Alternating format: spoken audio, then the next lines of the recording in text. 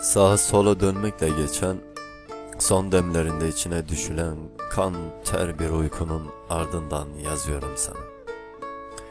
Nazlı nazlı sanılan çiçeklerden, doğmaya hazırlanan güneşten ve yüreğinde bir yerlerde seni gizleyen İstanbul'dan selam gönderiyorum sana. Ne güzel bir şeysin sen. Her sabah sana uyanmak ve her an seni hatırlamak ne güzel.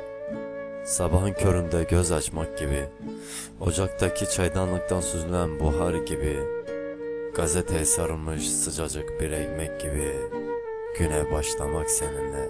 Merhaba sevgili. Kulağımda çınlıyor sesin. Hangi yanımdayım bu hengamenin? Neresindeyim kalabalık suretlerin? Bilmeden kimseyi, hatta bilmeden kendimi bile, başıboş sokaklarda aylak aylak gezmek gibi. İşte böyle bir şey benimkisi. Bir martı kanadında bulmak kendini, ikindisinde Eyüp Sultan'da, akşamında Fatih'te olmak, Galata'ya beni, Kız Kulesi'ne de seni yakıştırmak gibi. Yani kısacası, bütün hengamesiyle İstanbul gibi sevmek seni yeniden. Öyle masum, öyle çocuktu. Merhaba sevgili, merhaba. Bana kalan bir masalmış bu yaşanan, yalanmış yalan.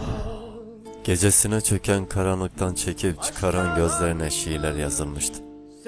Aslında bu kalem biraz Nazım'dan, biraz Ümit Yaşar'dan ama en çok da senden ilham almıştı.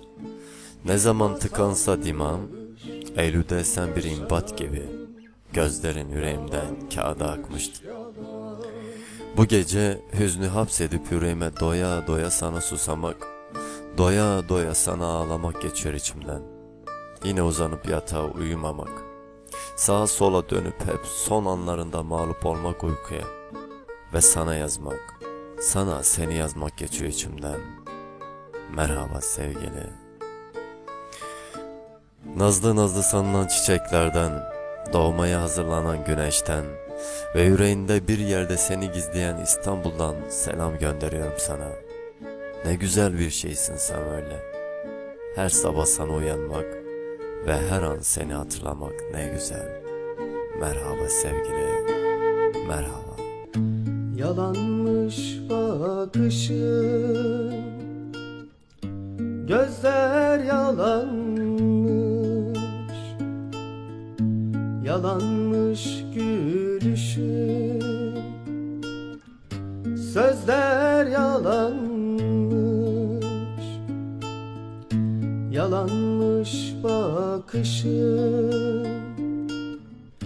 gözler yalanmış, yalanmış gülüşün,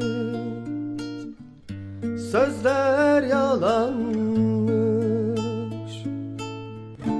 Aşk yalanmış, sevda yalan, keder oldu bana kalan, bir masalmış bu yaşanan, yalanmış yalan.